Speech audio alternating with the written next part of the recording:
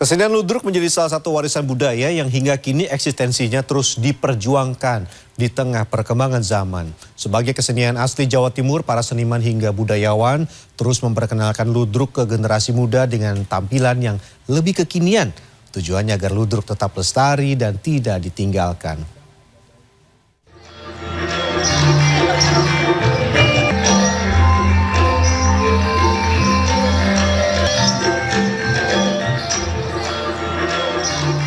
Ludruk merupakan seni pentas tradisional yang berasal dari Jawa Timur. Menurut sejarahnya, cikal bakal ludruk berasal dari Kabupaten Jombang melalui kesenian besutan.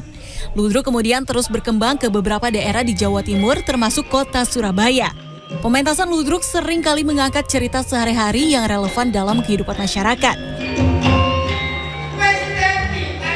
Pertunjukan ludruk biasanya dikemas dengan menggabungkan beberapa unsur kesenian seperti tari-tarian, iringan gamelan, lawakan atau dagelan, hingga hadirnya lakon cerita. Di tengah modernisasi dengan berbagai kecanggihan teknologi, ternyata tidaklah mudah untuk membuat kesenian ini tetap bertahan. Pengaruh budaya barat yang masuk ke negeri melalui pertunjukan-pertunjukan modern nyatanya turut berdampak pada eksistensi kesenian tradisional seperti ludruk.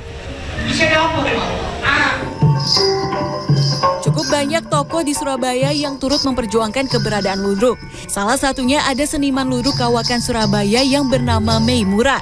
Menurutnya, sejak Taman Hiburan Rakyat atau THR ditutup, membuat ruang seni bagi seniman ludruk kian terbatas. Tepatnya di tahun 2019, Meimura didukung oleh seniman dan warga Kampung Gunung Anyar menginisiasi sebuah sanggar yang diberi nama Sanggar Anak Merdeka Indonesia.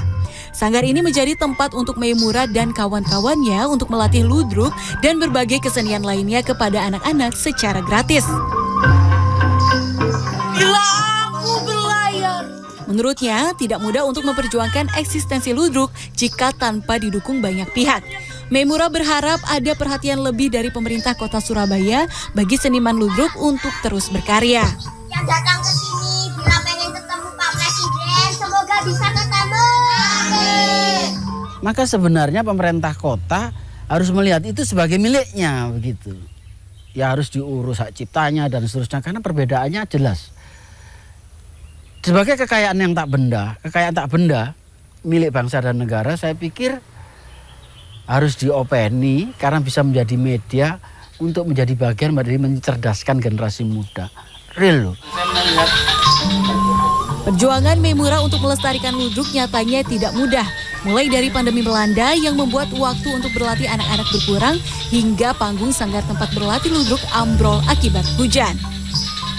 Meimura berarti biasanya kalau ngelatih anak-anak ludruk itu berarti di sini ya Pak ya? Iya di sini, tapi di sini tidak hanya mengajarkan ludruk, tapi hampir semua kesenian dasar-dasarnya kita berikan dengan harapan bahwa anak-anak akan punya bekal dasar-dasar itu sehingga kalau melakukan pengembangan itu sudah punya basic dari kampung lah. Itu idenya seperti itu.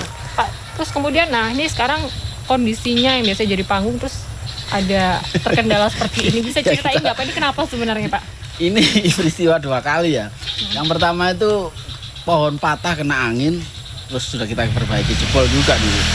Kemarin itu hujan deras ya. Nah ini kan kita tutup plastik supaya air tidak masuk, ternyata bocor kita tidak tahu, maka ambrol seperti itu.